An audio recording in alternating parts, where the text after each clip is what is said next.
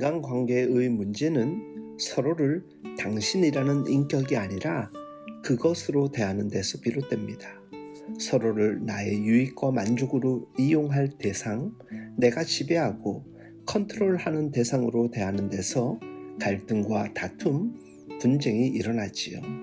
성령의 중요한 사역은 관계 회복입니다. 성령은 사이로 가시는 하나님이라는 말이 있습니다. 성령은 나와 너 사이에 계시면서 나와 당신의 관계가 이루어지게 하십니다.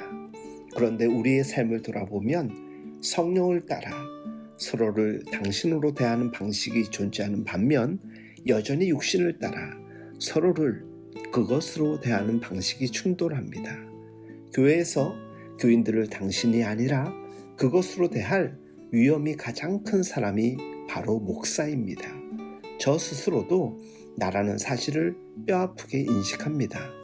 교인들을 은밀히 나의 목회 성공과 교회 성장을 위해 도구화하려는 욕망이 제 안에서도 늘 꿈틀거림을 봅니다.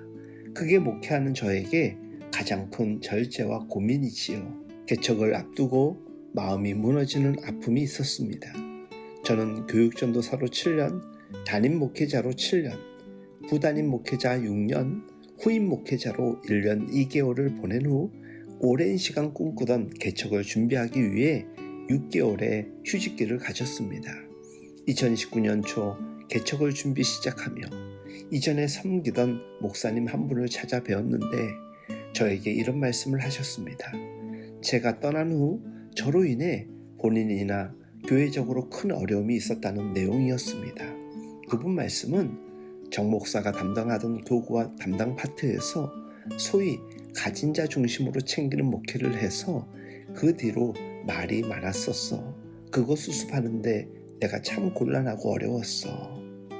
그분의 그 말씀은 저로 하여금 큰 혼돈과 자괴감에 빠지게 할 만큼 큰 사건이었습니다. 저는 제가 그랬을지는 모르겠지만 단언하듯 그분께 말씀드렸지요. 저는 그런 목회하지 않았습니다. 오히려 상대적 약자에게 더 신경 쓰는 목회가 제 목회의 관심사였습니다. 마음의 화를 참지 못하고 집으로 돌아오며 문자를 통해 그 목사님께 다시금 제 입장을 나름 명백히 말씀드렸습니다.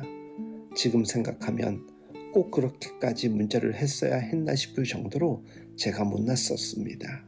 심지어 저는 그 마음이 몇 달 동안 마음의 덫으로 작용하여서 그 교회로부터 보내주겠다던 적지 않은 선교 후원비도 거절하였습니다. 그 뒤로 벌써 3년이라는 시간이 지나가고 있습니다. 여전히 저는 설교를 잘 못하는 목사, 목회 테크닉이 부족한 목사라는 말을 듣게 된다면 어쩜 제가 제 부족함을 알기에 충분히 인정할 수는 있습니다. 하지만 사람을 귀하게 여기지 않는 목사라던가 다수의 교인들을 두고 차별하는 목회를 하는 목사라는 말은 듣고 싶지 않습니다. 정말 그렇게 목회하는 것도 원치 않지만 그런 소리 듣지 않기 위해서라도 모든 이들을 성령께서 주시는 귀하고 귀한 당신으로 섬기고자 최선을 다하고 있습니다. 왜 그럴까요? 제가 왜 그래야만 할까요? 성령께서는 저의 마음을 늘 인도하시며 주장하십니다. 나 같은 죄인 살리신 주님의 사랑, 나 아닌 다른 모든 사람들도 우리 주님이 그토록 사랑하시고 긍휼히 여기실 텐데, 그러니 이 땅을 살아가는 이들을 더더욱 품고 사랑하라는 마음입니다. 저는 외적으로 보여지는 교회의 크기에 대해서는 큰 욕심은 없습니다. 다만 교회 모든 구성원된 믿음의 가족들에 대한 친밀감에는 그 누구보다도 욕심이 큽니다. 더 나아가 그런 공동체가 되는 것이 성경적인 교회로 세워지는 것이라 생각해서입니다.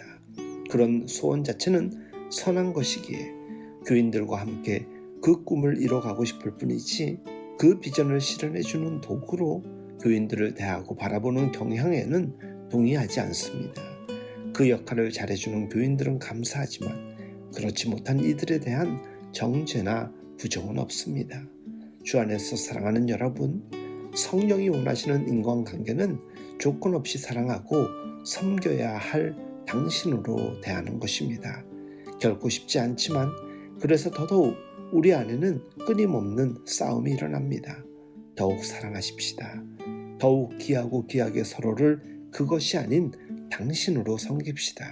오늘 하루도 서로에게 귀한 당신이 되어주는 복된 하루 될 수 있길 예수님의 이름으로 축복하며 응원합니다.